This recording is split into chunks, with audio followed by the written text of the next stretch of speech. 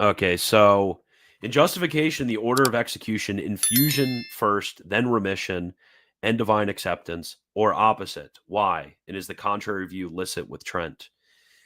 Okay, so in the order of execution, I mean, in the order of execution, um, I obviously would hold that the remissio peccati, so the remission of sins, which is the removal or expulsion of guilt from the soul by sanctifying grace, that this remission, if we mean it particularly in this sense, happens obviously as an effect in the order of execution from sanctifying grace.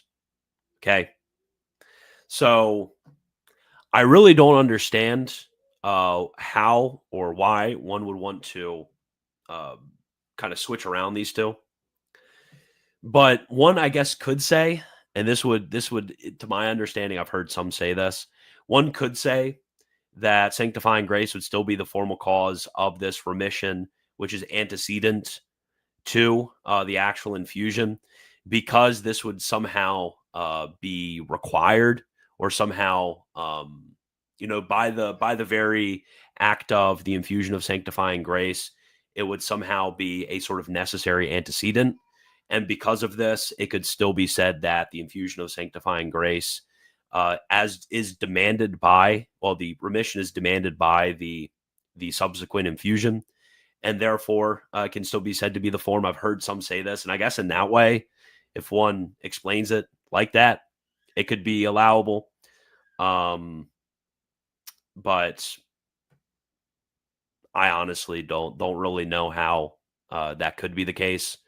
I've always held the view that the remission of sins is something which follows upon infusion, because the remission of sins is that, is that motion right there, the motion from injustice to justice, the act of justification right there. The remission is that, basically is the sort of flip side of the motion to justice, because if you introduce justice, you remove injustice, just like if you introduced heat, you would remove coldness.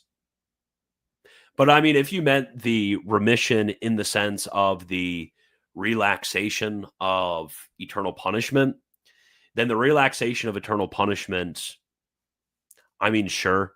I don't even know where one would go about putting it within the order of execution when it comes to justification. And in my mind, it really doesn't matter at all, because that's really just a condition of the friendship which is introduced by justice infused in the soul.